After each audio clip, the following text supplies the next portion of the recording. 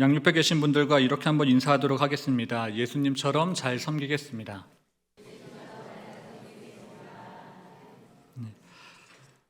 하나님을 섬기다 보면 기뻐서 하는 일도 있고요, 또 마지못해서 하는 일도 있습니다. 부득불 해야 되는 그러한 일들이 있죠. 우리는 이 부득불 해야 되는 그러한 일들을 사명이라고 이야기합니다. 사명은 자기의 의지와 상관없이 반드시 해야 되는 그러한 일들을 말합니다. 그러면 우리가 부득불 반드시 해야 되는 그러한 사명은 무엇이겠습니까? 바로 복음을 전하는 것입니다. 이에 대해 마태복음 28장 19절과 20절은 이렇게 이야기합니다. 다 함께 읽어보겠습니다. 시작. 그러므로 너희는 가서 모든 민족을 제자로 삼아 아버지와 아들과 성령의 이름으로 세례를 베풀고 내가 너희에게 분부한 모든 것을 가르쳐 지키게 하라. 볼지어다 내가 세상 끝날까지 너희와 항상 함께 있으리라 하시니라. 아멘. 그리고 사도행전 1장 8절의 말씀도 함께 읽어보도록 하겠습니다. 시작. 오직 성령이 너희에게 임하시면 너희가 권능을 받고 예루살렘과 온 유대와 사마리아와 땅끝까지 이르러 내 증인이 되리라 하시니라. 아멘. 부활하신 예수님은 제자들과 그리고 사도들에게 이 복음 전해야 함을 말씀하셨습니다. 그래서 베드로와 요한은 자기 생명을 위협하는 그 관원들 앞에서 내가 보고 들은 바를 전하지 않을 수 없다, 그렇게 이야기했죠. 그리고 이 사명이 바울에게 전해졌습니다. 그래서 바울은 고린도전서 9장 16절에서 복음 전하는 것이 부득불 할 일이라 그렇게 이야기했습니다. 여러분, 하나님이 제자들과 그리고 바울에게 하셨던 이 명령은요, 우리 모두에게 하신 명령이기도 합니다. 하나님은 우리 모두에게도 복음 증거의 사명을 주셨습니다. 그래서 복음 전하는 것은요, 우리 모두의 책임이자 의무라고 할 수 있습니다. 누구는 하고 누구는 하지 않아도 되는 그러한 선택사항이 아니다라고 하는 것이죠. 필리핀 선교 준비할 때 제가 선교 팀원들에게 이러한 질문을 드렸었는데, 이번 필리핀 선교에 지원한 이유가 무엇인가 라고 물었습니다. 그에 대한 답을 다 다르게 하셨죠. 어떤 분은 카이로스 선교 훈련 받은 것을 실천하고자 하는 마음에 지원하셨다고 했고, 또 어떤 분은 가족의 권유 때문에 지원했다고 했습니다. 또 어떤 분은 한 살 더 먹기 전에 선교 다녀와야겠다는 그러한 마음에 지원했다고 했고, 또 어떤 분은 담장을 넘고 싶은 마음에 지원하셨다라고 했습니다. 여기서 우리가 한 가지 간과하고 있는 거, 빼먹은 거, 그게 뭐냐면 하나님이 우리를 부르셨다라고 하는 사실입니다. 선교 신청하는 동기도 다르고 기대하는 바도 다르고 또 받은 달란트도 다른 우리를 하나님이 부르셨습니다. 그 부르심에 응답하는 것, 그것이 선교입니다. 하나님은 지금도 이 자리 가운데 있는 모든 사람을 부르고 계신 줄로 믿습니다. 이 부름에 응답하시는 것이 선교입니다. 그런데 문제는 누구는 응답하고 또 누구는 응답하지 않는다라고 하는 것이죠.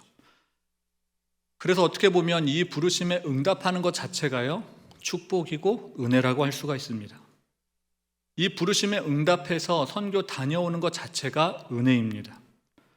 이번 선교팀 중 어떤 분은요, 작년에 말레이시아 선교 갈 때 응답하려고 했으나 응답하지 못했다고 합니다. 그러나 꼬박 1년을 기다려 올해 응답하게 되신 거예요. 그리고 오늘 저 자리에 앉아 계신 겁니다. 다음에는 그분처럼 많은 분들이 하나님의 부름에 응답해서 저 은혜의 자리에 함께 앉아 계셨으면 좋겠습니다. 오늘 우리가 읽은 오늘 우리가 읽은 본문은 고린도 교회 성도들에게 바울이 썼던 편지 중의 일부분입니다. 여기 보면 바울이 어떻게 선교를 했는지 그 선교 전략에 대해서 이야기하는데요, 이것이 이번 필리핀 선교팀의 주제이자 또 오늘 설교의 제목이기도 합니다. 오늘 설교의 제목은요, Become Like입니다. 이게 바울의 선교 전략이었습니다. 이 Become Like를 한국말로 하면은 무엇과 같이 되다입니다. 무엇과 같이 되다. 달메인이라고 하는 선교사는 문둥병자에게 복음 전하기 위하여 외딴 섬에 홀로 들어갔습니다. 그런데 문제는 그 다미엔에게 그 문둥병자들이 마음문을 열지 않았다라고 하는 거예요. 그래서 그 다미엔 선교사가 전하는 그 복음도 받아들이지 않았습니다. 어떤 사람은 그에게 적대적인 반응을 보이기도 했고요. 또 어떤 사람은 그에게 핍박을 가하기도 했습니다. 그래서 다미엘이 이렇게 기도했다고 그래요. 하나님, 저들의 고통에 동참할 수 있도록, 참여할 수 있도록 저에게도 문둥병을 주시옵소서. 그렇게 기도하고 사역하던 어느 날 다미엘이 실수로 자기 발에 뜨거운 물을 쏟게 되었다라고 합니다. 그런데 웬일인지 통증과 뜨거움을 느낄 수가 없었다라고 그래요. 아무런 감각을 느끼지 못했습니다. 그에게 무슨 일이 일어난 걸까요? 그는 그의 기도대로 문둥병에 걸리게 되었습니다. 그래서 아무런 통증을 느낄 수 없었는데 그걸 알게 된 다미엘이 무릎 꿇고 하나님께 이런 기도를 드렸다고 합니다. 하나님 감사합니다. 문둥병 걸린 저는 이제 문둥병자들에게 복음 전할 때 여러분이라는 말 대신 우리라는 말을 쓰게 되었습니다. 이제 비로소 저 문둥병자가 아니라 우리 문둥병자라고 하는 말을 쓰게 되었습니다. 그렇게 말할 수 있는 은혜를 주시니 너무나도 감사합니다. 이게 다미엘 선교사가 하나님께 했던 기도의 내용이었습니다. 다미엘 선교사에게 있어 비컴 라이크는 그 대상은 누구였습니까? 문둥병자들이었습니다. 그렇다면 이번에 필리핀 선교 다녀온 우리 선교팀에게는 비컴 라이크가 누구였을까요? 저는 그 비컴 라이크의 대상을 세 부류로 나누었습니다. 첫 번째는 예수님이죠. 선교팀에게 비컴 라이크, 그 첫 번째는 예수님이었습니다. 예수님처럼 되는 게 선교이기 때문입니다. 예수님이야말로 선교의 모범이죠. 예수님이 이 땅에 성육신 하신 것, 그것 자체가 선교입니다. 예수님은 하늘 영광 버리고 낮고 낮은 이 땅, 그리고 천하디 천한 그 말구유에 오셨는데, 그리고 하나님과의 그 동등됨을 취하지 않으시고 종의 형체를 가지사 스스로 사람의 모양으로 낮춰 죽기까지 복종하셨는데, 이게 선교하신 예수님의 모습이었습니다. 이렇게 예수님은 선교가 가능한 모든 상황 속으로 들어가셨고 또 모든 소통의 수단을 동원해 선교하셨습니다. 이 예수님의 모습을 닮아가는 것이 이번 선교팀의 첫 번째 목표였습니다. 그리고 두 번째는 필리핀에 가기 때문에 필리핀 사람처럼 되는 것이 우리의 비컴 라이크였습니다. 우리가 완전히 필리핀 사람처럼 될 수는 없겠지만 시도는 해봐야 되기 때문에 그래서 먼저 그들의 언어를 배우려고 했습니다. 그리고 그 언어를 잊지 않기 위하여 때마다 시험을 보기도 했습니다. 제 기억으로는 많은 분들이 좋은 점수를 얻었던 것 같은데요. 그걸 증명하기 위하여 저는 우리 선교팀에게 이러한 질문을 해보고자 합니다. 여러분, 마부하이가 무엇입니까? 네, 환영합니다입니다. 그렇다면 꾸무스타 까요는 뭐죠? 안녕하세요죠. 저 보셨죠? 저 정도입니다. 끝으로 세 번째는 모든 팀원, 선교팀에 참여한 모든 팀원처럼 되는 게 become like였습니다. 지피지기면 백정백승이다, 그러한 말이 있는데 적을 알고 나를 알면 무조건 승리한다는 겁니다. 표현이 완전히 맞아 떨어지지는 않지만 필리핀 선교에 있어 적이 필리핀 사람이라고 한다면 나는 우리 모두라고 생각합니다. 선교 잘하기 위해서는 필리핀 사람들, 그들만 잘할 뿐만 아니라 선교에 참여하는 모두를 잘 알아야 됐습니다. 우리는 그걸 알아가기 위하여 13주간의 시간을 보냈습니다. 정말 긴 시간이죠, 선교를 준비하기에. 이걸 두고 노경백 선교사님이 왜 그렇게 오랜 시간을 모였냐고 저에게 물어왔습니다. 저는 그에 대한 답을요, 선교 4일차 주일 사역 마치고 난 뒤 우리 모습에서 나타났다라고 생각합니다.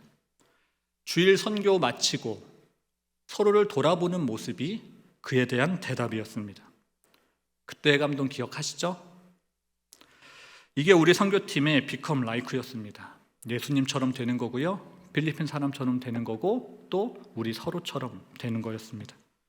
그러면 오늘 본문에서 바울이 말하고 있는 become like, 그 대상은 누구였을까요?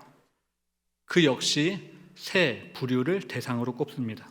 그 첫 번째는 유대인이고, 두 번째는 율법 없는 자고, 또 세 번째는 약한 자들이었습니다. 그 처음부터 한번 살펴보면 바울은 원래 유대교에 속해 있던 그러한 사람이었습니다. 유대교에 열심이던 유대인. 그러나 그리스도를 만난 다음에 그가 유대교를 떠났다라고 그래요. 그랬던 그가 유대인의 의무를 감당하기 위하여 유대인에게 항상 먼저 나아갔다고 합니다. 바울은 복음 전하기 위하여 새로운 도시 방문할 때마다 어디 먼저 찾아갔냐면 회당 먼저 찾아갔습니다. 왜냐하면 거기에 유대인들이 모여 있었기 때문이죠. 거기에서 바울은 유대인들과 대화하는 것을 주저하지 않았습니다. 그들과 공유할 수 있는 것을 찾고요, 그들과 거리감이 느껴지지 않기 위하여 율법에 충실했습니다.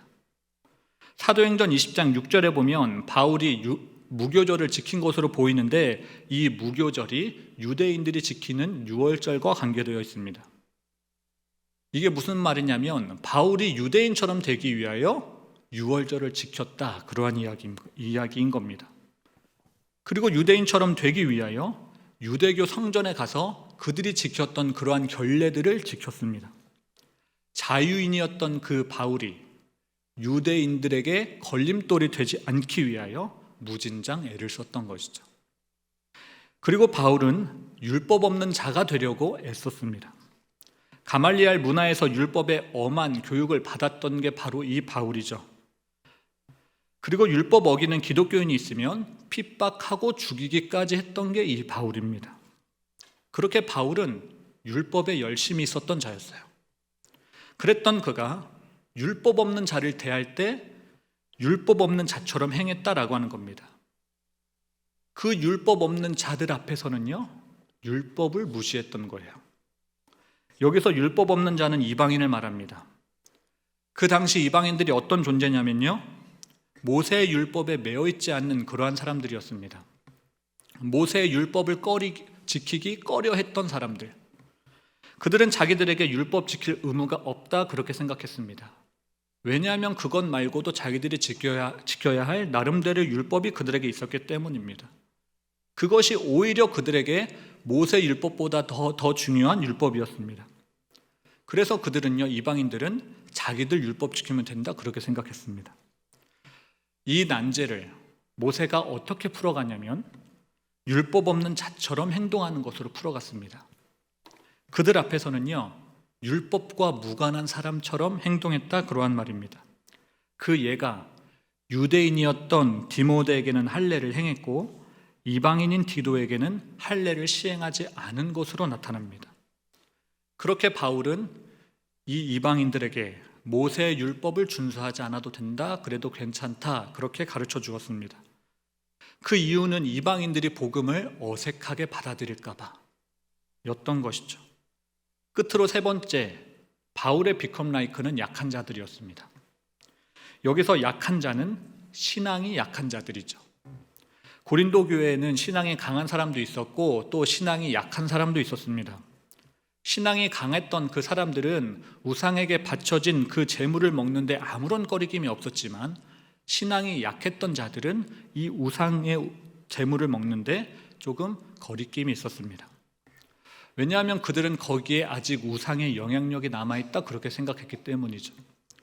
거기에 대한 갈등이 먼저 고린도 교회에 문제가 일어났습니다. 바울은 고린도 교회의 사역자로서 이 성도들을 이해하고 유대감을 형성하기 위하여 많은 노력을 기울였습니다. 그 약한 자들이 우상에게 바쳐진 제물로 인해 양심의 가책이나 부담감을 느끼지 않게 하기 위하여 바울은 그 음식을 먹을 수 있음에도 불구하고 먹지 않겠다, 그렇게 선언했습니다. 그렇게 함으로 바울은 약한 자가 되어갔습니다. 이 모습을 보고 어떤 사람은 바울을 향하여 참 이중적이고 기회주의적인 사람이라 그렇게 손가락질하기도 합니다. 이렇게는 이렇게 하고 저럴 때는 저렇게 한다, 그러한 이유겠죠. 주체성이 없는 사람이다라는 겁니다. 주변 환경에 따라 자기 몸 색깔을 바꾸는 마치 카멜레온처럼 너의 정체가 뭐냐라는 것이죠. 어떤 사람 눈에는 필요에 따라 자기 모양을 바꾸고 문화를 바꾸고 또 자기의 모습을 맞춰가는 그 바울의 모습이 굉장히 위험해 보였습니다. 그러면 여러분, 바울은 왜 그렇게 상황에 따라 자기의 모습을 바꿔갔을까요? 왜 그렇게 상황에 따라 자기의 그 주관도 바꾸고 자기의 행동도 바꾸고 그렇게 했을까요? 그게 오늘 표현에서는 이렇게 이야기합니다. 아무쪼록 몇 사람이라도 더 구원하기 위하여, 조금이라도 더 많은 사람을 얻기 위하여 바울은 그렇게 상황에 따라 자기를 맞춰갔습니다. 그래서 여러 사람에게 여러 모양으로 다가갔던 겁니다. 한 사람이라도 더 그리스도 앞으로 인도하기 위하여. 그래서 바울은 유대인에게는 유대인의 모습으로 나아갔고요, 율법 없는 자에게는 율법 없는 자에게 나아갔습니다. 또 약한 자에게는 약한 자의 모습으로 나아갔죠. 그리스도의 복음이 그들에게 전해질 수만 있다면 그는 얼마든지 다른 사람들의 비위를 맞춰갈 수 있었습니다. 그에게 자존심 버리는 건요, 일도 아니었습니다. 그리고 사도의 권리와 자유자의 권리를 포기하는 것 역시 일도 아니었죠. 이에 대해 신학자 윌리엄 바클레이는 바울에 대해 말하기를 그는 위선적인 이중 인격자처럼 두 가지 말을 하지 않았다, 그렇게 이야기했습니다. 이걸 현대적으로 말하면 이런 거예요. 그는 누구와도 소통하기 위하여 그렇게 자기의 모습을 맞춰갔다. 자기밖에 모르는 사람은요, 그 누구와도 친구가 될 수 없다라고 합니다. 그러나 바울은 누구와도 친구가 될 수 있었기 때문에 그 누구에게든지 하나님 말씀을 전할 수가 있었습니다. 복음이 언제 전해지는 것입니까? 복음은 다른 사람의 처지, 그리고 세계관이 이해될 때, 다른 사람의 세계관이 이해될 때 복음이 전해지는 것입니다. 다시 말해 전도는요, 상대방에 대한 이해에서부터 시작되는 겁니다. 그래서 예수님은 죄된 인간을 이해하시기 위하여 죄인과 같은 모습을 취하셨고 인간의 모든 연약함을 체휼하셨던 겁니다. 이게 성경이 말하는 선교 그리고 전도의 전략이자 Become Like의 정신입니다. 철학자 레비나스는 이걸 두고 타자 지향적인 주체성이라 그렇게 이야기했는데, 자신의 존재를 주체성 삼기보다 타인의 존재를 자기 주체성 삼는다, 그러한 이야기입니다. 그런데 여러분, 이 타자를, 타인을 나의 주체성으로 삼는 것, 이것이 굉장히 어려운 문제다라고 하는 것이죠. 복음 전할 때 우리가 어려움을 느끼는 이유가 뭐냐면 상대방의 차이를 이해하지 못하기 때문입니다. 상대방과의 그 차이를 넘어서지를 못하는 거예요. 사람마다 생각이 다르고 가치관이 다르고 또 살아온 환경이 다릅니다. 그리고 해왔던 경험도 다르죠. 그래서 상대방과 무언가를 공유한다라고 하는 것은요, 쉬운 일이 아니에요. 그런데 바울은요, 복음 전하기 위하여 그 어려운 담장들을 넘어섰다라고 하는 겁니다. 그걸 어떻게 넘어섰냐면 모든 것을 행함으로 넘어섰대요. 모든 것을 행함으로. 모든 사람을 구원하기 위하여 바울은 할 수 있는 모든 일을 했습니다. 할 수 있는 뭐든지. 이것이 바로 Become Like의 정신입니다.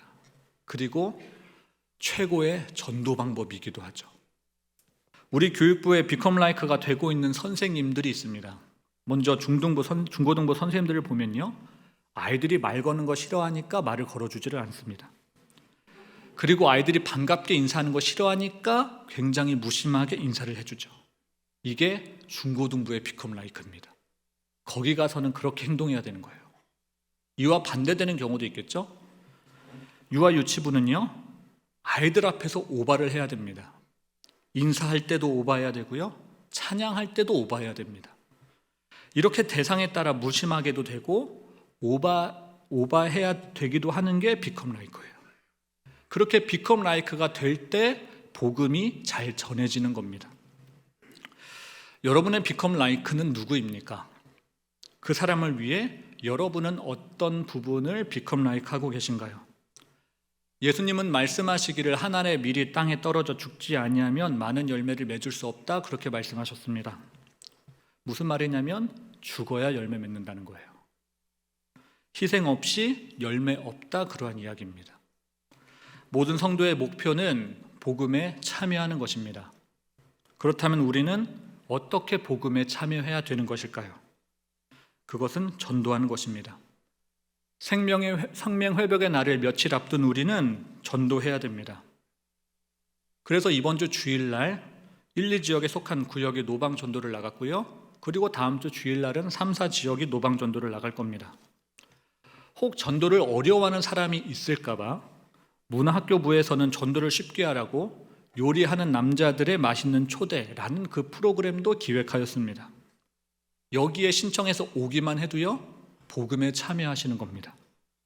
이 신청을 오늘까지 받는다라고 하는데요, 많은 분들이 이 사역에 신청함으로 복음에 참여하셨으면 좋겠습니다. 사랑하는 여러분, 복음 전하여 우리가 얻어야 될 것, 그것이 무엇이냐면 사람입니다. 이 사람을 얻기 위해서는 눈물과 그리고 수고의 땀을 흘려야 되는데, 희생을 감수하고 또 고생을 마다하지 않는 그러한 헌신이 우리에게 필요합니다. 이 헌신에 필요한 것이 절제인데, 바울은 복음 잘 전하기 위하여 절제하는 삶을 살아갔습니다. 그런 자신의 모습을 운동장에서 다름질하는 그 운동선수에 비유했어요. 운동선수들이 훈련할 때 가장 힘들어하는 게 무엇입니까? 바로 절제입니다. 시합에서 이기기 위해서는 먹는 것도 절제해야 되고, 쉬는 것도 절제해야 되고, 또 오락도 절제해야 됩니다. 그렇다면 그렇게 절제했던 사람들, 그 운동선수들에게 돌아오는 건 무엇이죠? 썩어질 면류관이죠. 썩어질 면류관.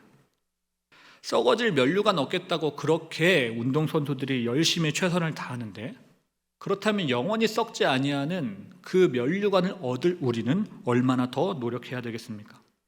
그보다 더한 최선을 해야 되겠고요, 그보다 더한 절제를 해야 되겠습니다. 우리는 비컴 라이크 되기 위하여 비컴 라이크 되지 못하게 막아서는 그 장애물들을 절제해야 됩니다. 우리가 이런 고된 과정을 거쳐 비컴 라이크가 됐을 때 절대로 하나님 앞에서 주장하지 말아야 될 게 있습니다. 그게 뭐냐면 내가 했다라는 말이죠. 내가 전도했고 내가 선교했다는 겁니다. 여러분, 선교는, 그리고 전도는 내가 하는 게 아니라 하나님이 하시는 겁니다. 하나님은 선교하실 때 일꾼을 불러 하나님의 손과 발을 사용하시는데, 그럴 때 우리가 자칫 잘못하면 교만해지기도 합니다. 그게 바로 내가 했다라고 하는 생각이 들 때죠. 하나님이 했다라고 생각이 들지 않고 내가 했다라는 생각이 들 때 사람은 교만해집니다. 부르심에 대한 응답도 내가 있고, 선교 준비도 내가 했고, 필리핀에 가서 땀 흘린 것도 나라고 하면 우리는 결국 교만해지고 맙니다. 그런 마음이 들 때마다 우리가 반드시 떠올려야 되는 인물들이 있습니다. 여러분, 모세가 홍해를 가르는데 그가 어떤 역할을 했습니까? 그가 한 일은 막대기 든 게 전부였습니다. 그러면 그가 들었던 그 막대기에 무슨 특별한 힘이 있었습니까? 막대기는 그냥 막대기일 뿐인 겁니다. 그리고 골리앗 앞에 선 다윗을 보십시오. 그가 골리앗 앞에서 뭐 했죠? 고작 물맷돌 던진 게 다였습니다. 그 물맷돌 역시 뭐 특별한 게 아니에요. 그리고 여리고성 앞에 선 여호수아를 보십시오. 그는 여리고성을 돌고 그리고 소리친 게 전부였습니다. 그 걸음과 그가 소리쳤던 그 소리에 특별했던 게 있지 않았어요. 우리 선교팀이 필리핀에 가서 했던 그 사역들 역시 마찬가지입니다. 우리가 주일날 나가서 하는 그 노방전도 역시 마찬가지죠. 그리 대단하고 특별한 거 아닙니다. 막대기 내미는 게 전부고요, 그리고 물맷돌 던지는 게 전부고, 또 여리고성 도는 게 전부인 게 우리가 하는 사역들이에요. 그래서 바울은 말하기를 자랑할 거 없다 그렇게 이야기합니다. 나는 하나님 앞에 자랑할 수 없다, 그러한 이야기를 하는 것이죠. 왜냐하면 자기가 아니라 하나님이 하셨기 때문에. 하나님이 홍해를 가르셨고, 하나님이 골리앗을 물리치셨고, 하나님이 여리고성을 무너뜨리셨습니다. 우리 역시 마찬가지입니다. 하나님이 몬탈반 땅에 복음을 심으셨습니다. 그리고 충일교회 구원받는 사람의 수를 더하시는 분 역시 우리 하나님이시죠. 하나님이 이 복음 전하는 일에 지금 우리를 부르고 계시다라고 하는 겁니다. 우리는 그래서 이 부르심에 응답하기만 하면 되는 거예요. 하나님이 우리를 부르시는 곳은 우리 기준에 맞지 않는 그러한 사람들입니다. 그들은 우리에게 있어 외부자예요. 우리가 그동안 관심 갖지 않고 살았던 외부자. 그게 유대인에게는 율법 없는 이방인이었고요. 그리고 강한 자에게는 약한 자였습니다. 그리고 충일교회 선교팀에게는 몬탈반에 살고 있는 사람들이었습니다. 이 외부자들에게 관심을 가지는 것, 그것이 복음 참여의 시작입니다. 사랑하는 여러분, 우리는 달려갈 길을 마칠 때까지 이 외부자들에게 관심 가지는 것, 그리고 이 복음 전하는 일에 최선을 다하셔야 됩니다. 하나님은 성육신하신 예수님을 포함해 복음 전하는데 모든 것을 투자하셨습니다. 그렇다면 우리도 투자되어야 되지 않겠습니까? 필리핀 땅을 위하여 선교팀이 투자되었던 것처럼 이 충주 땅의 복음화를 위하여 우리 충일교회 모든 성도가 투자되어야 됩니다. 그렇게 모든 성도가 비컴 라이크의 정신과 태도로 복음에 참여할 때 이 충주 땅은 복음화되어질 줄로 믿습니다. 거룩한 부담감과 사명감을 가지고 하나님의 부르심에 응답하여 복음에 참여하며 살아가는 우리 충일교회 성도님들이 되시기를 축원합니다.